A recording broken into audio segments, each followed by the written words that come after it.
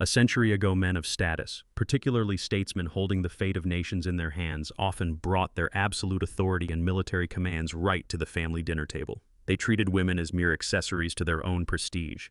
They viewed infidelity as a natural privilege to assert their masculinity. Yet in a world full of such temptations, Winston Churchill did the exact opposite. He was a symbol of power. He was the British lion who made decisions that shifted the course of global history. But every time he crossed the threshold of his home, he stripped off his armor. Churchill willingly became a humble husband. He elevated his wife Clementine to the role of an equal chief of staff. She was the only person with the right to criticize him to his face, and she became the emotional anchor that kept him standing through the darkest storms. Let us explore the life of Winston Churchill and his 57-year marriage. We will see that a man's true greatness does not only lie in his glorious victories on the battlefield. It is also found in his ability to respect and remain entirely faithful to the woman by his side. The poisonous high society playbook and infidelity as a privilege. To understand just how remarkable Winston Churchill's choice was, we must step back in time to the early 20th century. We have to look at the suffocating and deeply prejudiced atmosphere of British high society. The Edwardian era and the decades between the two world wars formed an age where male dominance and military spirit completely ruled high society. Aristocratic and political men were raised to be conquerors. When they returned home from tense cabinet meetings or the battlefield, they imposed that same power structure onto their own families. A wife, even if she came from a prominent lineage or was a wealthy heiress, served mostly as a glorified housekeeper. She was expected to bear heirs and act as a walking ornament for her husband.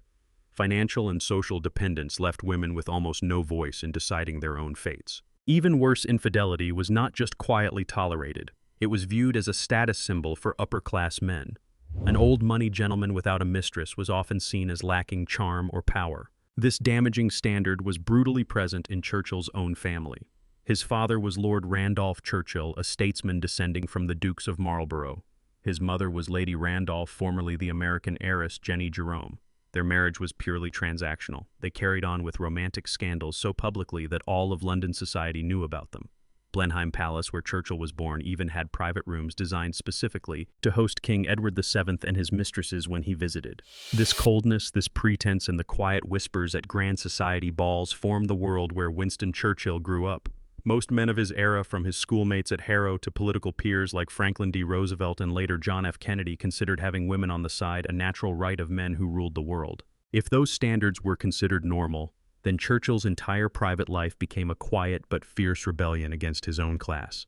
He saw the cruel cost of loveless high society marriages. He witnessed the loneliness of the women, the fractured families, and the children left wandering through the vast corridors of grand estates. And so when he entered his own marriage, Churchill made a completely different choice, leaving authority at the door. In 1908, Winston Churchill walked down the aisle with Clementine Hosier. Amidst the demanding social expectations of the Edwardian era, where a man's worth was measured by his dominance over his household, this marriage established an entirely different order from day one.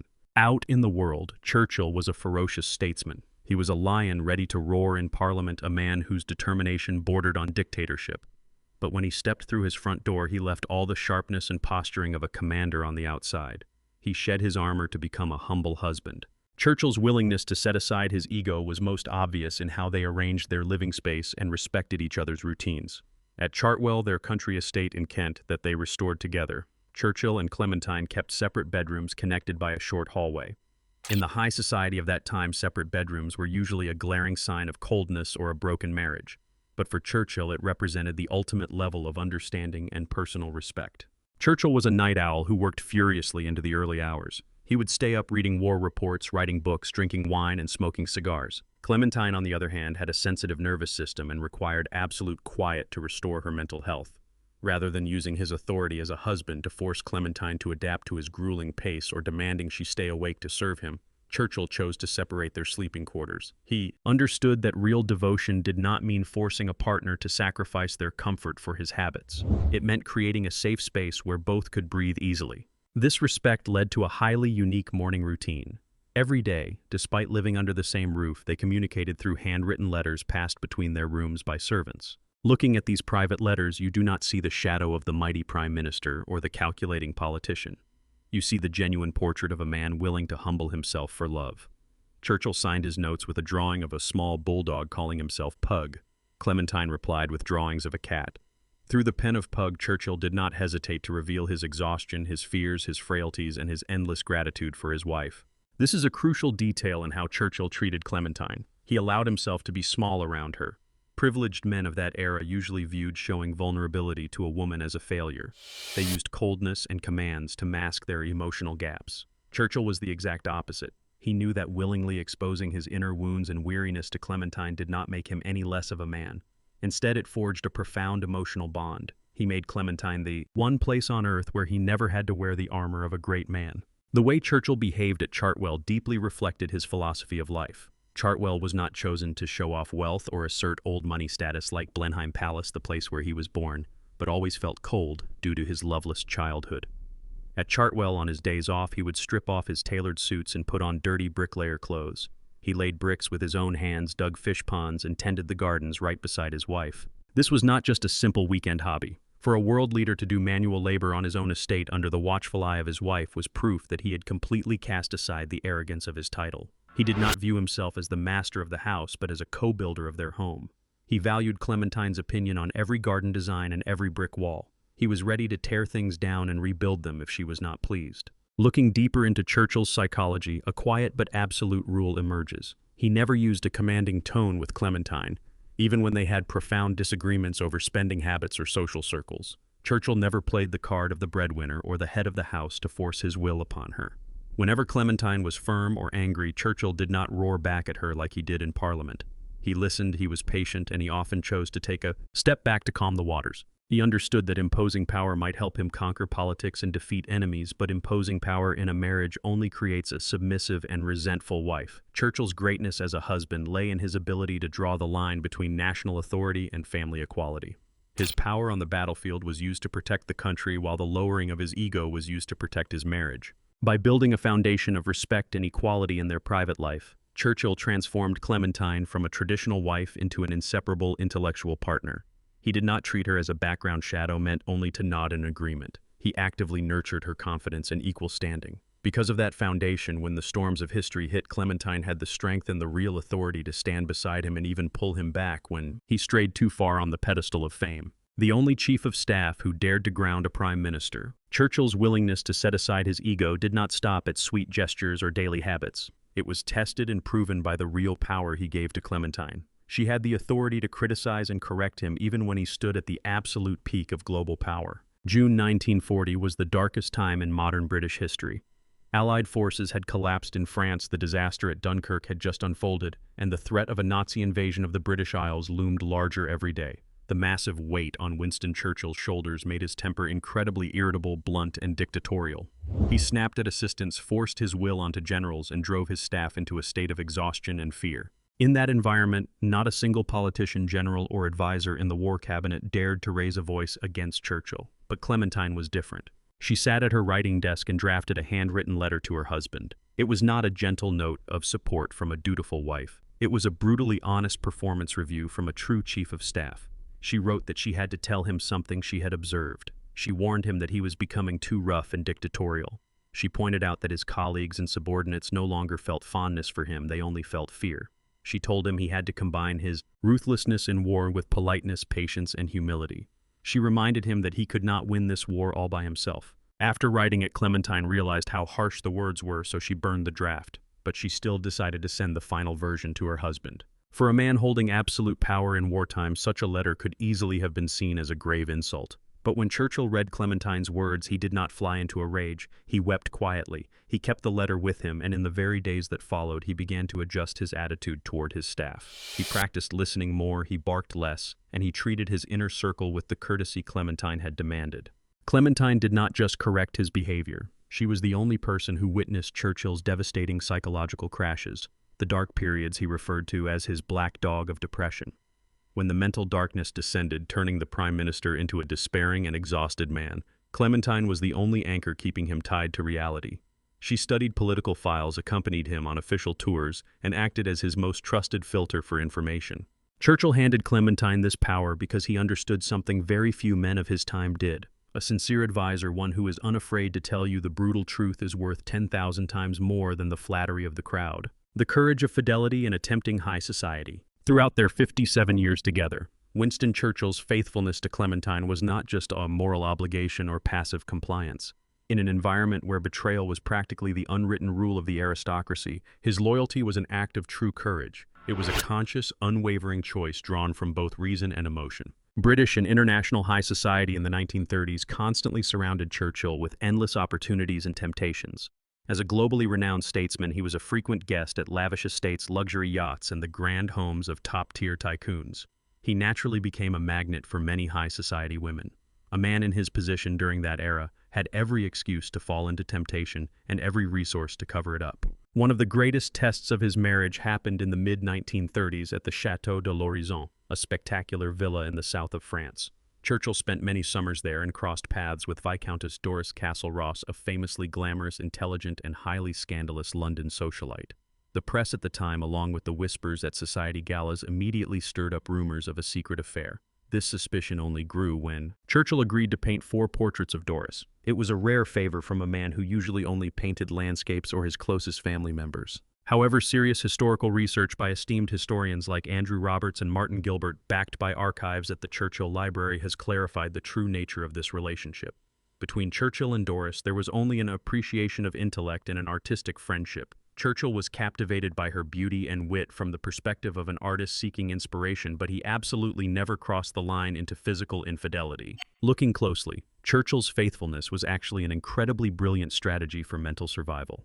He understood that chaos in his romantic life would destroy his intellectual clarity and weaken his ability to fight off the dark shadow of his depression. While other men of his time used affairs to prove their power and male dominance, Churchill used his loyalty to one single woman to protect his own inner strength. He once wrote to Clementine a line that has become iconic. He told her that his marriage to her was the most brilliant and greatest achievement of his entire life. But this story would only be half told if we only looked at Churchill's decency. An ironclad and enduring love spanning half a century can never be maintained from just one side. For Winston to dedicate his mind and heart entirely to her, Clementine also had to be an exceptionally rare woman. She was a wife who possessed not only grace and depth, but an astonishing level of wisdom and understanding. Clementine fully understood the world her husband lived in. She knew the temptations circling a powerful man, and she knew the cost of being married to a historical figure. When the rumors about Doris Castle-Ross flared up, Clementine did not choose to stage a loud, jealous fit. She did not turn into a bitter woman or create a scandal that would embarrass them in high society. Her wisdom lay in knowing that her husband was not a shallow man chasing cheap physical thrills. He was simply a soul easily moved by beauty and empathy. Instead of lashing out or trying to control him, Clementine sent Churchill letters that were subtle but firm. She tapped into his pride, his sense of responsibility, and his core love for her. She let him know she was watching, but she also showed absolute trust in his character. She did not push him away with suspicion. She pulled him back with the calm, forgiving dignity of a rightful wife. It was precisely this elegance and presence that made Churchill realize that no glamorous woman out there could ever replace the position, the magnitude, and the understanding that Clementine offered him. Clementine loved Churchill with a very practical yet profoundly deep affection. She accepted his flaws, from his late nights drinking and cigar smoking to his sometimes volatile temper. She did this not out of helpless resignation, but out of a deep understanding of the crushing pressure resting on his shoulders. She knew when to step back to give him space and when to step forward to protect him from his own excesses.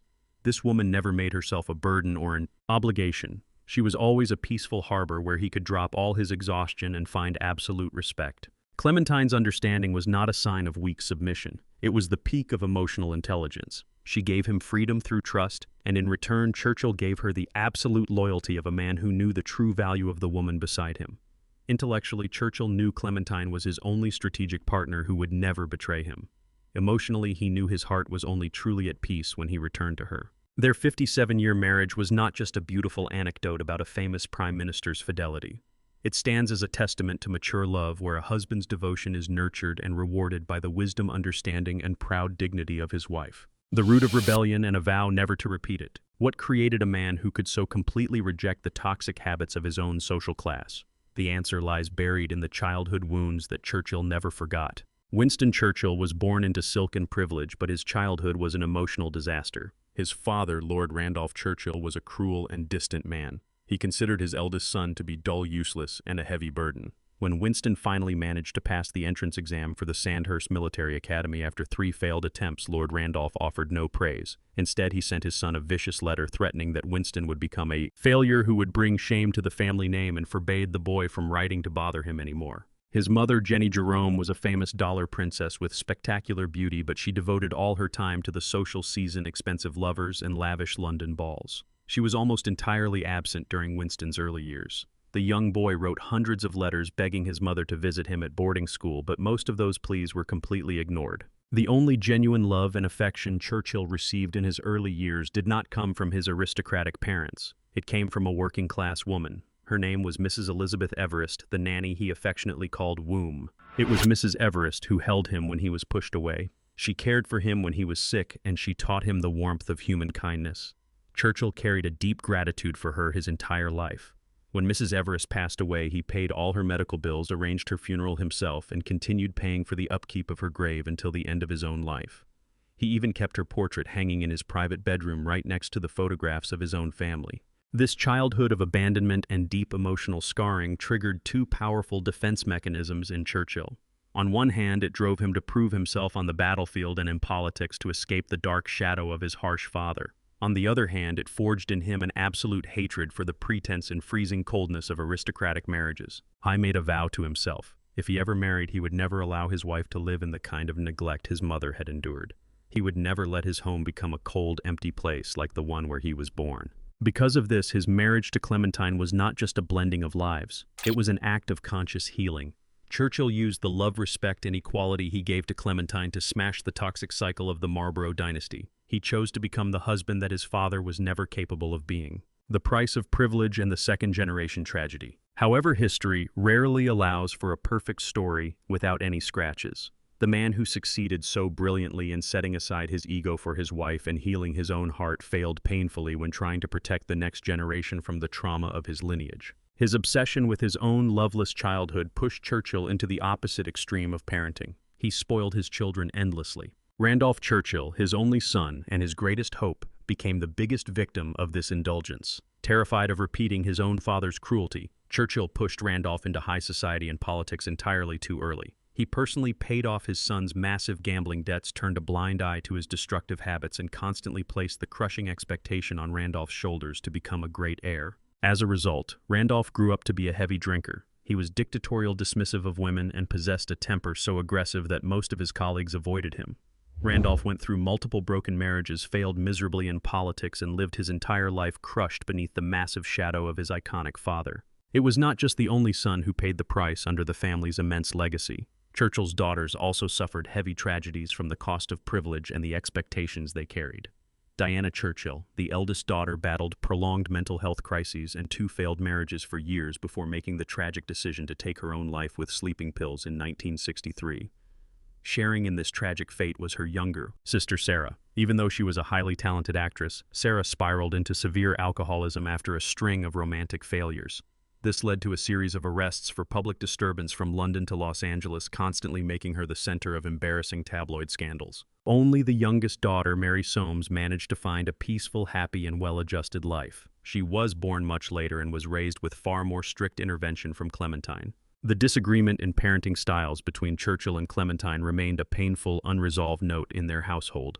Clementine, with her sharp clarity, warned her husband time and again that he was destroying Randolph with his endless indulgence and easy money. But Churchill, blinded by the terrifying fear of repeating his father's coldness, simply could not stop. This is the brutal dark side of privilege and greatness. Churchill had the courage to drop his military commands in front of his wife, but he could not stop his own immense shadow from casting a darkness over the lives of his children. Healing his personal trauma did not automatically heal his entire bloodline. The twilight years and a true legacy. The final years of Winston Churchill's life marked a complete return to the raw essence of a human being. He was vulnerable, in need of comfort, and entirely reliant on the woman of his life. After stepping away from politics at the age of 80, Churchill's health declined rapidly. A series of strokes weakened his body and his memory. The man who was once the roaring lion of England now sat quietly in an armchair at Chartwell, gazing out at the gardens he and his wife had built together over half a century. Through those fading days, Clementine remained right there. She patiently held his wrinkled hand, read to him, and continued to be the sole anchor for his soul. Churchill no longer cared about the glorious praises of history or his shining medals. The only thing that brought him peace was having Clementine right by his side. When facing death, Churchill maintained a strangely serene attitude. He once humorously told his friends that he was ready to meet his maker. Whether his maker was prepared for the great ordeal of meeting him, he said, was another matter entirely. In 1965, Winston Churchill passed away at the age of 90. Great Britain honored him with a spectacular state funeral. It was the largest state funeral for a non-royal in modern history, attended by representatives from over 100 nations, with millions of citizens lining the streets of London in silence. But before his passing, he left clear instructions regarding his final resting place. He refused to be buried in the prestigious Westminster Abbey alongside the kings and titans of British history. Instead, he chose to be laid to rest in a small churchyard in Blaydon, a humble village sitting just outside the walls of Blenheim Palace. He chose to rest beside the father whose love he had always craved, beside his mother, Jenny Jerome, and not far from the grave of his beloved nanny, Elizabeth Everest. A few years later, Clementine passed away and was laid to rest right beside him. That final choice speaks volumes about who Winston Churchill truly was. In the very end, he cast aside all the pageantry of supreme power to return to the most fundamental roots of a human being. He returned to family, to his origins, and to love. True power lies not in dominance but in surrender. Looking back at the entirety of Winston Churchill's life through this deeply private lens, we see a truth that looks very different from the surface records of history. The central question we asked at the beginning has now been fully answered. How did a man holding ultimate authority, living within a highly toxic and tempting high society, maintain an equal, faithful, and profound marriage for 57 years? Churchill did not achieve this because he was some flawless saint without ambitions or vices. He achieved it because he possessed a specific type of courage that very few men ever find. He had the strength to lower his own ego before the woman he loved. He understood that a man's true power is not measured by his ability to dominate or issue commands to his wife behind closed doors. True power lies in the courage to strip off the armor of authority right at the threshold of the home. It is found in knowing how to admit your own frailties and knowing how to turn your wife into an equal partner to weather the brutal storms of life together. His faithfulness to Clementine was not an act of meaningless sacrifice. It was the most brilliant psychological strategy he ever executed. It gave him an absolutely safe emotional anchor in a world full of chaos and deception. However, the story of the Churchill family also leaves behind a profound lesson about the hidden costs of privilege. Wealth, prestige, and the massive shadow of a great father might protect a family from the hardships of society, but they cannot protect them from internal tragedy if there is no balance in how the next generation is raised. Winston Churchill left this world as more than just the leader who defeated Nazi Germany or a Nobel Prize-winning author. He departed as a man who proved a vital point to the entire old money world. The strongest man is not the one who brings his military commands to the dinner table. The strongest man is the one who has the courage to leave them outside the window and willingly takes the hand of his woman with absolute humility.